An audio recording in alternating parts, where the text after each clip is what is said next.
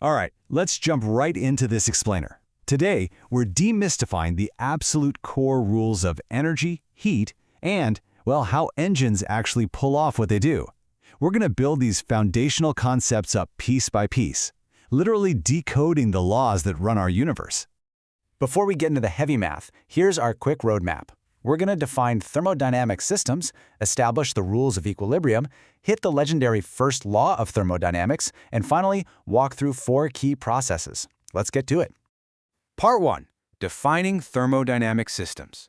Basically, what exactly are we even looking at? So the whole concept of a system is actually wonderfully simple. Take a basic cup of tea, for example. You've got a collection of milk, sugar, water, and tea leaves. When you group all that together to form a unit, and it's separated from its surroundings by a physical boundary, like the ceramic of the mug, boom, you've got a thermodynamic system. Everything inside that mug is our system. Everything else in the room, that's the environment. Now, depending on the nature of that boundary, our system falls into one of 3 distinct categories. It's kind of like looking at the strictness of border control. First, we have open systems. They freely exchange both energy and matter with the outside. Then, closed systems, which let energy pass through but keep all the physical matter locked tightly inside. And finally, isolated systems. These are the strictest of the bunch, exchanging absolutely nothing, no energy, no matter, with the outside world. To put that into a real-world perspective, imagine boiling water in an open pan. That is a textbook open system, because steam, which is actual physical matter, is escaping right into the air alongside the heat. On the flip side, think of a perfectly sealed thermos flask. That's our isolated system. The whole point of that flask is to make sure heat doesn't radiate out into the room and your coffee doesn't spill out either. It's totally cut off. All right, part 2, the rules of equilibrium and energy. Let's talk about thermal balance. When you put a hot object and a cold object next to each other, heat flows from the hot one to the cold one until their temperatures perfectly match. When that happens, they've reached what we call thermal equilibrium. This actually brings us to the famous 0th law of thermodynamics. It basically says that if System A is in thermal equilibrium with System C, and System B is also in equilibrium with System C, well, logically, A and B must be perfectly balanced with each other too. It sounds like totally basic common sense, right? But honestly, it's the foundational logic that even allows us to use thermometers in the first place.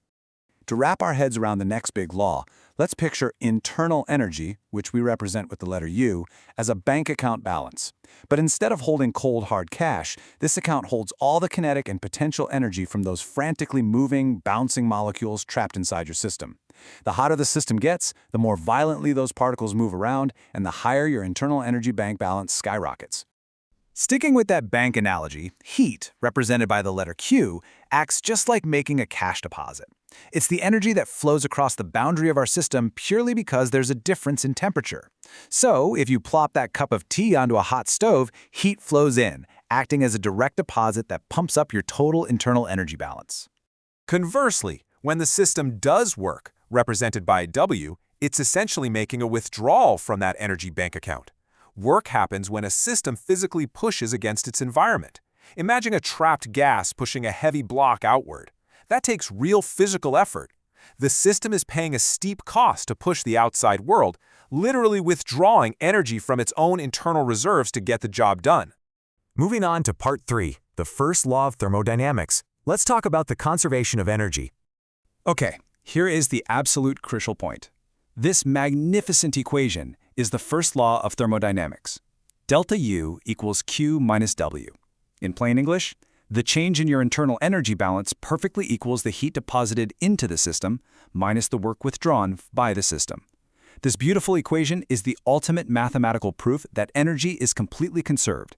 It's never magically created out of thin air, and it's never accidentally destroyed. It just changes accounts. So, what does that work withdrawal actually look like in the real physical world? Well, imagine a gas trapped inside a cylinder with a heavy, movable piston on top. We've got a burner at the bottom acting as our heat source, depositing energy, Q, straight into the gas. As the gas heats up, its internal energy rises, and the molecules bounce around furiously. All that pressure physically forces the piston to move outward. By expanding and shoving that piston, the gas is actively expending its internal energy to do mechanical work, W, on its environment. Which brings us to part 4, 4 key thermodynamic processes. Let's look at how we can actually change a system's state. Our first specific setup is the isothermal process. Iso meaning same, and thermal meaning temperature. In this scenario, the temperature of our system stays perfectly locked in place even while the pressure and volume are allowed to shift around. And because the temperature doesn't move an inch, the change in temperature, delta T, is exactly 0. Now, if we follow the math on this, we uncover something really fascinating. Because the temperature is completely constant, the internal energy bank balance doesn't change either. See, your internal energy is entirely dependent on temperature. So if delta U is 0, the first law tells us that Q must exactly equal W. What that means is every single drop of heat deposited into the system goes straight into doing mechanical work. The system keeps absolutely 0 of that energy for itself. Next up, we have the isobaric process. Here, we hold the pressure entirely constant, meaning delta P is 0. You actually see this all the time in everyday life.